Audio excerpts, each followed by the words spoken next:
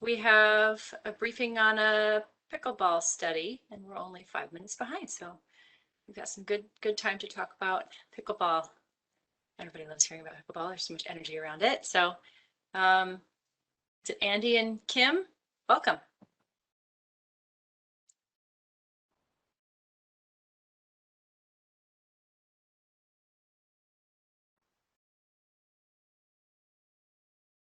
I don't know if you guys are muted or.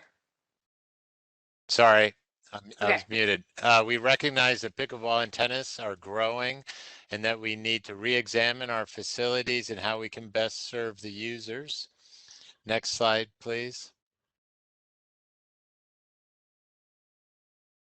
The socialization of pickleball has increased the desire for multiple courts on one site. Some facilities outside of Seattle have as many as 24 courts in one location to support tournament play. Indoor facilities are needed to ease the pressure on gyms, unheated covered courts. There's a resounding ask for more pickleball courts, and it's returned and morphed, as I said, into multiple courts on one site. I mean, not just for tournament play.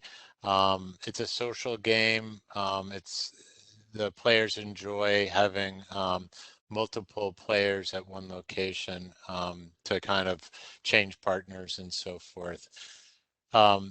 There's also a need for sites near community centers to support the social aspect of the sport, and to supplant the use of gyms that get used in the summer for camps. Next slide, please. So what is pickleball? I think we're all familiar with pickleball. It's fun. But just in case, it's kind of a fusion of ping pong and tennis. It's played with paddles and a wiffle ball. The courts are much less than half the size of a tennis court. And as was stated earlier, it's one of the 5 fastest growing sports in the United States. Next slide, please. From a demographic perspective, there's a wide range of ethnicities that play pickleball. You can see the percentages vary depending on the location in Seattle, and a very good spread of ages, as well as gender. Next slide, please. As I said, pickleball is played on a much smaller court and is therefore faster paced, but it doesn't require so much shuttle running, back and forth, jerking your knees, and is therefore a lot easier on the joints. There's a number of pickleball players that also play tennis. Next slide, please. We currently have 79 striped pickleball courts on tennis courts as part of our pilot project. And the striping started as early as 2017. The largest number of courts at one location is at West Magnolia and Bitter Lake, with 8 courts at each location. For tournament play, it would be ideal to have at least 16 courts. Next slide, please. The geographic distribution is greater in the north end by 4 locations. And in our proposed study that I'm getting to, we will look for more locations in South Seattle. Next slide, please. The layout of 2 pickleball courts on a single tennis court is not super efficient, as you can see in this slide, but it's needed to avoid the effects of the sun, because you don't want them oriented east-west, and you need to provide ample runoff area. So I mean, putting pickleball courts on tennis courts makes a lot of sense, obviously, because of the hard surfacing. Um, but it doesn't necessarily make the most efficient use of the space. Next slide, please. So our proposal is to revisit the 2019 pilot study and update it. We'd like to institute a demand use study, including the data on use, growth, and popularity of pickleball. And in doing so, we really need to do the same for tennis because the pickleball is on tennis courts. We need to evaluate the striping of the dual tennis court facilities. How does the pickleball striping affect tennis play? We need to think about nets at all facilities. Currently, there's a lot of temporary nets, and how could we more efficiently serve the pickleball users? And we all, as I said in the previous slide, we really need to evaluate the layout of the courts and see if there's any way to maximize the use of better maximize the use of the tennis courts. And we also need to do an analysis of lighted courts and the distribution of lighted courts in the city. And this kind of leads us to dedicated facilities in the study of locations for dedicated facilities for tennis. And are there locations that already have impervious surfaces that would kind of ease construction costs and get us around the stormwater code? And as part of this study, there needs to be a recommendation to make the pilot pickleball courts permanent or removed. There needs to be a final determination. We're late at coming to this point, but that would need to be included in the study as well. And then consider striping Jefferson CC courts and potentially Rainier Community Center courts for pickleball as well, because at those locations there are multiple tennis courts. And I'm hopeful, in having spoken to the Pickleball Association and tennis players, that the different court users can kind of come together and support the expansion of facilities in Seattle parks. And the study will obviously include testimony from both user groups. And so I'm looking for support of this study. I'd like to start it right away, frankly. And I think it's critical at this juncture. And that concludes my presentation. Does anybody have any questions? I have a question, but I'm gonna let others. I'll go afterwards. No, Evan, Or go now. first. I have to think about it for a second. Okay. Wait, should I go first? Yeah. All right. So I have a couple hats I got to wear, and be full disclosure. So I'm still a teaching tennis pro and former tennis coach. Also, I was a pickleball champion in my high school, so I kind of love both sports. So I'm going to give you both sides of the equation here. So a lot of my friends now that are teaching lessons and coaching on the side, they go through a reservation system where you call the parks reservation system, you put down the hours you want, you pay a fee, and you reserve the court. I don't know if pickleball is going to do the same thing, or if they just get to walk on and kind of be there or not. The other thing about tennis is when you play, the sign says you get to play one set of singles and then two sets of doubles. Then you have to leave for the next person to come on. So if pickleball is allowed to just kind of be there, can they just kind of run the courts kind of all day? Is there a limit? You're going to post signs, pickleball this time, and then, you know, tennis kind of at that time. There are some, you know, we talked about, I was down at Green Lake when we did the long range planning thing a few years ago. The pickleball guys kind of cornered me. And one thing we talked about was, you know, any asphalt space like John Marshall, you know, school has a huge basketball court behind it. And we were talking about how many asphalt spaces can you find that are like up to schools and just put nets around it. They like the tennis courts because they're smoother and it's kind of, you got a net to kind of block the balls. But I think you talked about, you know, the runoff for putting asphalt slabs somewhere. But that's one thing we were talking about. And then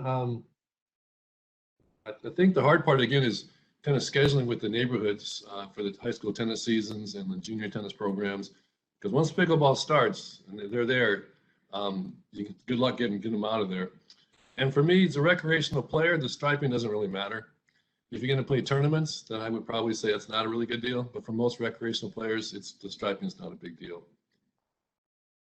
I think that's my list. Those are great comments. And to your point, Jefferson and Rainier are used for tournament play by high schools. I think Delridge used to be reserved long ago, but maybe it's not anymore. But I'm happy to sit in on any meetings and, you know, give you any. Oh, that's fabulous. That's fabulous. I mean, my brain.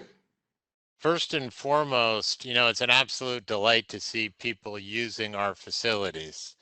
And it's great to see the uptick in tennis as well. So we just want to better serve the players. It would be great if we could find some large paved areas. We don't really have too many. There's a potential at Magnuson, and then you just do an overlay. And the stormwater code, and I'll have to check the updated code this year, but it used to be that if you did an overlay over an existing asphalt, that the stormwater code didn't kick in. And those 6 courts at Magnuson, the 6 tennis courts, they're going to be taken out of commission, right? Any chance you can use those for? You know, we could, you know, the Magnuson master plan called for removal of those courts. But in all master plans, you just follow the intent of the master plan, which doesn't necessarily mean we need to remove them. The problem is they're not accessible by vehicles, right? So that's a little tricky. We'd have to, you know, from an accessibility standpoint. But there's huge potential there. There's potential, frankly, at the Children's Hospital parking lot, you know. Right. So, but I mean, so to that point, that is a great location. It would be great to find a location in the south end, though. You know what I mean? Yeah. So, yeah. Someone else. Yeah. Someone else can chime in. Any other questions? I was just going to ask a question, but you have that conversation just had me asking another question. So my 2 questions were, well, one was just a comment, really, was just comment question. When you said you're trying to put together kind of committees that join pickleball folks and tennis folks, is that what you had said? Oh, I wasn't. I would just like to get them both involved in a collaborative effort associated with this study. Yeah. Yeah, I was just wondering, like, if there are those collaborative conversations, or if when you get those groups together into a room, if you need extra facilitation because everybody's I'm just wondering, like, if that, you know, just as a forewarning. No, point well taken. But you know, it's interesting because we have received some very strong commentary. But you know, when I spoke to folks on the board of Amy Yee, they were really they're just great to talk to and understanding of the whole situation. And, you know, they did voice concerns about striping on tennis courts being distracting. And then I talked to the president of the Pickleball Association, and he was super supportive of the effort. And the Amy Yee council reached out to the pickleball folks and the president of the Pickleball Association. So they've started a conversation Oh, after our original, cool. my original contact, because I mentioned that it would be great if they could collaborate and leverage one another to further the courts, the paddle sports, or I Cool. wouldn't say paddle sports, but That's awesome. Oh, that's just good to hear. That's great to hear. And then the other question, just real quick, was, did I just misunderstand something? But you were saying that you would put pickleball courts on asphalt. So you're talking about like parking lot asphalt? yeah, you could put what we call an overlay, like a 3-inch, because most of the parking lots are pretty crummy, right? So you could put a 3-inch over, some Over top of it. geofabric, Okay. yeah, right on top, and it'll look great, And then you just put like nets around, like temporary nets around. So or permanent ones. Just make it Or- a dedicated facility. That would be great to have a dedicated pickleball facility, so that at least a couple of them at any rate somewhere. Cool. Well, it's exciting that you guys are thinking innovatively and using our spaces as so meet the maximum number of people who Andy, one use them. last question for you. Yeah. The nice thing about pickleball indoors is you don't need a high ceiling. I don't know what kind of, I don't want to say mothballed, old park facilities are hanging out around there, the kind of giant garages or warehouses, but that's not a bad option either if you can find any such place. Well, it's funny you mention that because, gosh, building 2 that giant hangar would be phenomenal. And I asked the pickleball folks, did you reach out to the Center of Excellence? The Center of Excellence had the winning proposal for building 2, and they're assembling their funding now. And they said they had considered it, but the cost of contributing to the effort was just too great. But I still think there's an opportunity there. Who knows what's going to happen with the Center of Excellence, if they'll be able to maintain all their partners. So I think that could be really cool as well. Would you do a reservation fee system for the pickleball to kind of bring some revenue in like tennis does, or would it just be walk-on free? We haven't really, that should be part of the study. That we haven't really put a lot of You thought can make to. some of the money back if you're going to have to You're absolutely renovate some right. sites, or a lot of pickleball players, and a small fee of $3 adds up pretty quickly. Yeah, it absolutely does. And we have what, 142 tennis courts. A lot of them need repair, and that fee system would help with maintenance. So thank you. That's a great Thank idea. you. So it sounds like you will be back in touch with Evan, thanks Yeah, for his I will. Thank you expertise. so much. And then you will probably end up Yep. coming back to us with that report. And right now, you don't need any kind of feedback besides this feedback that you've received, right? I just need a thumbs up to proceed.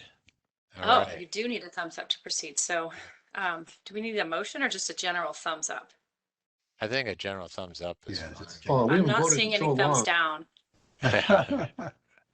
Good job tonight, Andy. Thanks. Thank you, Andy. Thank you. Yeah.